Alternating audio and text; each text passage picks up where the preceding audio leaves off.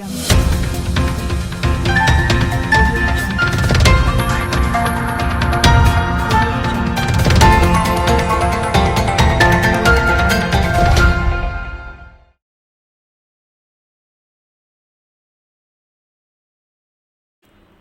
ಬೆಂಬಲಿಗರ ಜೊತೆ ಆಗಮಿಸಿ ನಾಮಪತ್ರ ಸಲ್ಲಿಸಿದ ವಿಶ್ವೇಶ್ವರ ಹೆಗಡೆ ಕಾಗೇರಿ.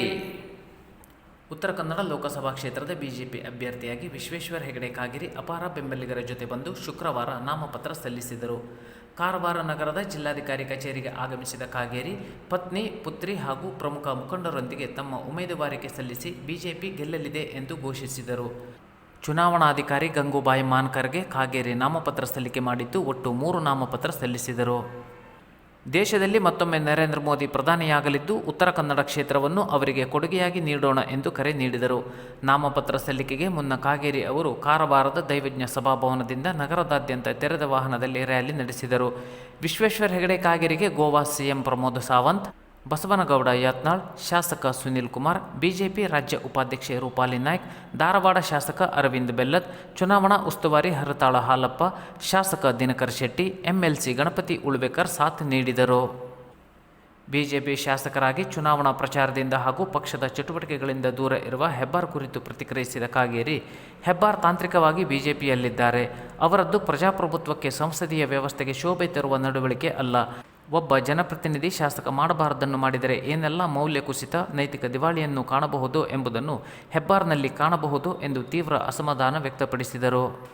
ಕಾರವಾರದಲ್ಲಿ ಜಿಲ್ಲಾ ಚುನಾವಣಾ ಉಸ್ತುವಾರಿ ಮಾಜಿ ಸಚಿವ ಹರತಾಳ ಹಾಲಪ್ಪ ಮಾತನಾಡಿ, ಅನಂತಕುಮಾರ್ ಹೆಗಡೆ ಮುಂದೆ ಪ್ರಚಾರಕ್ಕೆ ಬರುತ್ತಾರೆ. ಸಂಧಾನ ಮಾತುಕತೆಗಳು ನಡೆಯುತ್ತಿವೆ. ಹಿರಿಯರು ಸರಿ ಮಾಡುತ್ತಾರೆ. ಅನಂತಕುಮಾರ್ ಹೆಗಡೆ ಬಂಡಾಯದ ಮಾತನಾಡಿಲ್ಲ ಎಂದರು.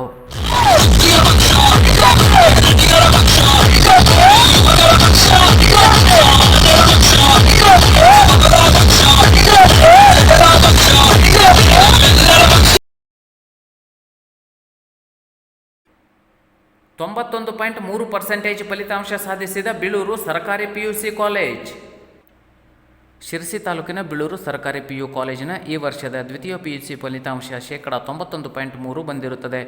ಪರೀಕ್ಷೆಗೆ ಕುಳಿತ 46 ವಿದ್ಯಾರ್ಥಿಗಳಲ್ಲಿ 42 ವಿದ್ಯಾರ್ಥಿಗಳು ತೇರ್ಗಡೆ ಹೊಂದಿದ್ದು, ಕಲಾ ವಿಭಾಗದಲ್ಲಿ 94.1%, ವಾಣಿಜ್ಯ ವಿಭಾಗದಲ್ಲಿ 93.3% ಹಾಗೂ ವಿಜ್ಞಾನ ವಿಭಾಗದಲ್ಲಿ 85.7% ವಿದ್ಯಾರ್ಥಿಗಳು ತೇರ್ಗಡೆ ಹೊಂದಿ ಕಾಲೇಜಿಗೆ ಕೀರ್ತಿ ತಂದಿರುತ್ತಾರೆ. ಇದೇ ವರ್ಷ ಕಾಲೇಜಿನಲ್ಲಿ ವಿಜ್ಞಾನ ವಿಭಾಗವನ್ನು ಪ್ರಾರಂಭಿಸಿದ್ದು, ಪರೀಕ್ಷೆಗೆ ಕುಳಿತ 14 ವಿದ್ಯಾರ್ಥಿಗಳಲ್ಲಿ 12 ವಿದ್ಯಾರ್ಥಿಗಳು ಪ್ರಥಮ ಸ್ಥಾನದಲ್ಲಿ ತೇರ್ಗಡೆ ಹೊಂದಿರುವುದು ವಿಶೇಷವಾಗಿದೆ. ಕಲಾ ವಿಭಾಗದಲ್ಲಿ ಸಿಂಚನಾ ಎಸ್ ಗೌಡ 89.7%ನೊಂದಿಗೆ ಪ್ರಥಮ, ಲೀಲಾವತಿ ಪಿ ಚೆನ್ನಯ್ಯ 82.6%ನೊಂದಿಗೆ ದ್ವಿತೀಯ ಹಾಗೂ ವಂದನಾ ಪಿ ನಾಯ್ಕ್ 76%ನೊಂದಿಗೆ ತೃತೀಯ ಸ್ಥಾನ ಪಡೆದಿರುತ್ತಾರೆ. ವಾಣಿಜ್ಯ ವಿಭಾಗದಲ್ಲಿ ಗೀತಾ ಎಸ್ ನಾಯ್ಕ್ 88.3%ನೊಂದಿಗೆ ಪ್ರಥಮ, ಮಾಲಾ ಕೆ ನಾಯ್ಕ್ 86%ನೊಂದಿಗೆ ದ್ವಿತೀಯ ಹಾಗೂ ವೈಷ್ಣವಿ ಆರ್ 83.5%ನೊಂದಿಗೆ ತೃತೀಯ ಸ್ಥಾನ ಪಡೆದಿದ್ದಾರೆ. ವಿಜ್ಞಾನ ವಿಭಾಗದಲ್ಲಿ ಅಮೋಘ ಆರ್ ನಾಯ್ಕ್ 81.1%ನೊಂದಿಗೆ ಪ್ರಥಮ, ಮಂಜುನಾಥ್ ಆರ್ ಕೊರಗರ 79.8%ನೊಂದಿಗೆ ದ್ವಿತೀಯ ಹಾಗೂ ಅಂಜಲಿ ಡಿ ನಾಯ್ಕ್ ಮತ್ತು ರಾಹುಲ್ ಆರ್ ಸಂಕೊಳ್ಳಿ 78.3%ನೊಂದಿಗೆ ತೃತೀಯ ಸ್ಥಾನ ಪಡೆದಿರುತ್ತಾರೆ. ಉತ್ತಮ ಫಲಿತಾಂಶ ನೀಡಿದ ಎಲ್ಲ ವಿದ್ಯಾರ್ಥಿಗಳಿಗೆ ಪ್ರಾಚಾರ್ಯರು, ಉಪನ್ಯಾಸಕರು ಹಾಗೂ ಕಾಲೇಜು ಅಭಿವೃದ್ಧಿ ಸಮಿತಿಯ ಅಧ್ಯಕ್ಷರು, ಉಪಾಧ್ಯಕ್ಷರು ಹಾಗೂ ಎಲ್ಲ ಸದಸ್ಯರು ಅಭಿನಂದನೆ ಸಲ್ಲಿಸಿದ್ದಾರೆ. ಶಿರಸಿ ಸಿದ್ದಾಪುರ ಕ್ಷೇತ್ರದ ಜನನಾಯಕರಾಗಿ ಶಾಸಕರಾಗಿದ್ದ ಜನಸಾಮಾನ್ಯರ ಪ್ರೀತಿಯ ಭೀಮಣ್ಣ ಈಗ ಅಜ್ಜನಾದ ಸಂಭ್ರಮದಲ್ಲಿದ್ದಾರೆ. ಅವರ ಮಗ ಅಶ್ವಿನ್ ಭೀಮಣ್ಣ ಪ್ರಿಯಾಂಕಾ ದಂಪತಿಗಳಿಗೆ ಹೆಣ್ಣು ಮಗು ಜನಿಸಿದೆ. ಮಣಿಪಾಲ್ನ ಕಸ್ತೂರ್ಬಾ ಆಸ್ಪತ್ರೆಯಲ್ಲಿ ಮಗು ಜನನವಾಗಿದೆ.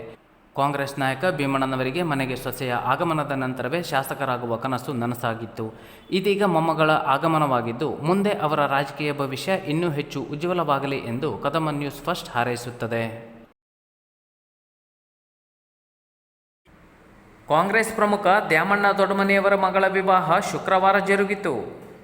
ಶಿರಸಿ ತಾಲೂಕಿನ ಬನವಾಸಿ ಭಾಗದ ಕಾಂಗ್ರೆಸ್ ಪ್ರಮುಖ ದ್ಯಾಮಣ್ಣ ದೊಡ್ಡಮನಿ ಮತ್ತು ರೇಣುಕಾ ದಂಪತಿಗಳ ಮಗಳಾದ ಶರ್ಮಿಳಾ ಇವಳ ವಿವಾಹವು ಹುಬ್ಬಳ್ಳಿಯ ಆರತಿ ಮತ್ತು ಸೋಮಶೇಖರ ಬಸಪ್ಪ ಮುಳ್ಳಳ್ಳಿ ಇವರ ಮಗನಾದ ಸಾಯಿಕುಮಾರ್ ಅವರ ಜೊತೆ ಶುಕ್ರವಾರ ಹುಬ್ಬಳ್ಳಿಯ ರಂಭಾಪುರಿ ಕಲ್ಯಾಣ ಮಂಟಪದಲ್ಲಿ ಜರುಗಿತು. ಬನವಾಸಿ ಹಾಗೂ ಶಿರಸಿ ಭಾಗದ ಬಂಧುಗಳು, ಗಣ್ಯರು, ವರನ ಕಡೆಯಿಂದ ಹುಬ್ಬಳ್ಳಿ ಮತ್ತು ಹಾವೇರಿ ಕಡೆಯಿಂದ ಗಣ್ಯರು ಮತ್ತು ಹಿರಿಯ ಅಧಿಕಾರಿಗಳು ಮದುವೆಗೆ ತೆರಳಿ ನೂತನ ವಧು ವರರನ್ನು ಆಶೀರ್ವದಿಸಿದರು.